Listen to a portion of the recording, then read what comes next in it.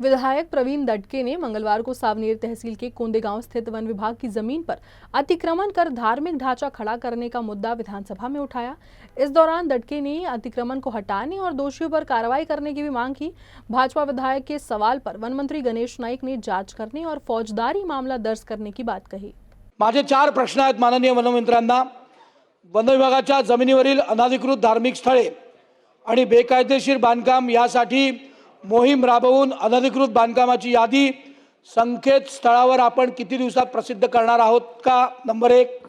Number 2, येणाऱ्या 6 महिन्यांमध्ये संपूर्ण महाराष्ट्रातील वनजमिनीवरील अनधिकृत धार्मिक स्थळे व बेकायदेशीर बांधकामे निष्कासित किंवा तोडण्यासाठी आपण काही योजना राबवणार आहोत का? नंबर 2।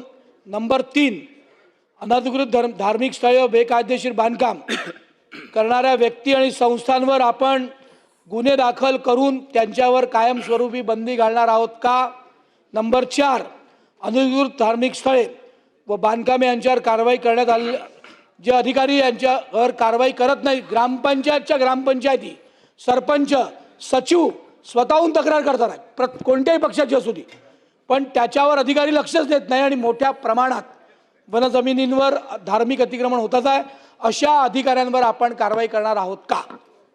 या ठिकाणी सन्माननीय सदस्य दटके यांनी सांगितल्याप्रमाणे वन खात्याच्या सर्वच महाराष्ट्राच्या असलेल्या जमिनींवर झालेलं अतिक्रमण आणि त्याची एकूण असलेली न्यायालयीन काही बाबी असतील त्या सर्वच बाबतीतली माहिती दिली जाईल आणि जे अधिकारी खरोखर अशा प्रकारच्या लोकांना प्रोत्साहित करत असतील किंवा त्यांना मदत करत असतील त्या अधिकाऱ्यावर सुद्धा कारवाई केली जाईल।